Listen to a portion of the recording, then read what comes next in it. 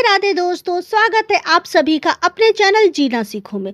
दोस्तों, आज हम इस वीडियो के माध्यम से जानेंगे कि पीरियड्स या मासिक धर्म में कैसे करें जीवित पुत्रिका या जितिया का व्रत। संपूर्ण जानकारी साझा करूंगी। दोस्तों, जानकारी पसंद आए तो चैनल को जरूर सब्सक्राइब कीजिएगा। दोस्तों, हर साल जितिया व्रत अश्विन मास के कृष्ण पक्ष की अष्टमी तिथि को रखा जाता है। इस साल जितिया का व्रत 6 अक्टूबर 2023 को रखा जाएगा। इस दिन माताएं जितिया व्रत रख संतान की दीर्घ आयु की कामना करेगी। इस व्रत के पुण्य प्रताप से संतान तेजस्वी और मेधावी होता है। इसके साथ ही माता पिता का नाम रोशन करने वाला होता है। दोस्तों, इस व्रत को महिलाएं निर्जला और निहार रख अपनी संतान की दीर्घ आयु की कामना करती है। ऐसे में दोस्तों, कई बार माताएं बहनें व्रत के दौरान पीरियड्स या मासिक धर्म में हो जाती है तो मन में कई तरह के अनेक सवाल आते हैं कि जैसे पीरियड्स में व्रत कैसे करें, पीरियड्स में व्रत कर सकते हैं कि नहीं कर सकते, क्या पीरियड्स के दौरान हम भगवान जीतमूत वाहन की पूजा कर सकते हैं, पीरियड्स आने पर उपवास रखें या ना रखें, ऐसे अनेकों प्रश्न महिलाओं के मन में आते हैं। ऐसे में दोस्तों, मैं सभी बहनें सभी माताओं से एक ही बात कहना चाहती हूँ कि पीरियड्स या मासिक धर्म में होना अपने हाथों में नहीं होता। यह एक प्रक्रिया है जो हर महीने हर महिलाओं को गुजरना पड़ता है। आप मन में थोड़ा भी संदेह ना रखें कि भगवान आपकी पूजा को नहीं लेना चाह रहे थे इसलिए आप पीरियड्स में हो गई। ऐसी कोई बात नहीं होती।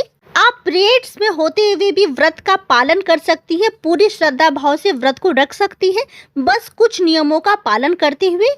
दोस्तों, हिंदू धर्म में ऐसी मान्यताएं हैं कि पीरियड्स के दौरान महिलाएं द्वारा तुलसी में जल डालने से तुलसी का पौधा सूख जाता है, क्योंकि इस समय महिलाओं के शरीर में ऊर्जा का संचार अधिक होता है। इस ऊर्जा को कहते हैं कि भगवान भी सहन नहीं कर पाते, इसलिए पीरियड्स के दौरान पूजा पाठ की मनाही होती है या मंदिर जाना वर्जित होता है। दोस्तों, अब आइए जानते हैं कि मासिक धर्म या पीरियड्स में कैसे करेंगे जीवित पुत्रिका व्रत का पूजन। दोस्तों, जीवित पुत्रिका का व्रत 3 दिन का होता है।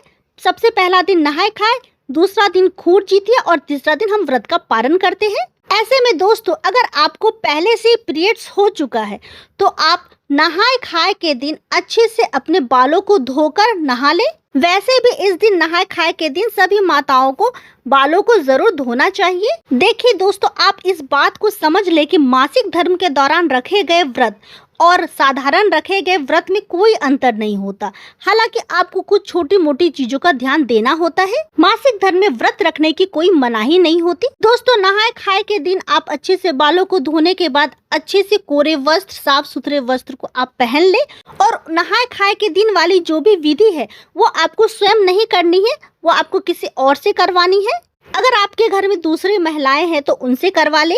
और व्रत वाले दिन आपको पूरे दिन निर्जला व्रत रखना है, जैसा सभी रखते हैं, जैसा हर साल आप रखती हैं, उसमें कोई भी अंतर नहीं होगा। मासिक धर्म से गुजर रही महिलाओं को पूजन के किसी भी वस्तु को नहीं छूना है। जीवित पुत्रिका व्रत के दिन भगवान जीतमूत वाहन की पूजा की जाती है, अतः आप ध्यान रखें कि इस दिन जो फल फूल प्रसाद आप जो भगवान के लिए लाई हैं वो आपको नहीं छूना है।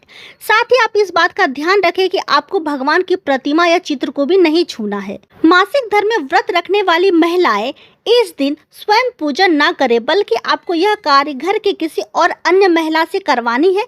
अगर वह भी संभव नहीं हो तो आप अपने किसी पड़ोसी की मदद ले सकते हैं। देखिए, इस दिन कहीं की प्रथा है कि इस दिन डाला को भरा जाता है, तो देखिए इस दिन जो डाला को आप भरेंगे वो आपको स्वयं नहीं भरना है। इस बात का आपको विशेष ध्यान रखना है। आप डाला किसी अन्य महिला से भरवा ले, अपने किसी पड़ोसी से भरवा ले। अगर वह भी संभव न हो तो आप अपने पति या आप अपने बच्चों की भी मदद ले सकती हैं। और इस दिन आपको भगवान जीतमूत वाहन की कथा जरूर सुननी चाहिए और अगले दिन नहा धोकर पूरे विधिवत आपको व्रत का पारण करना चाहिए।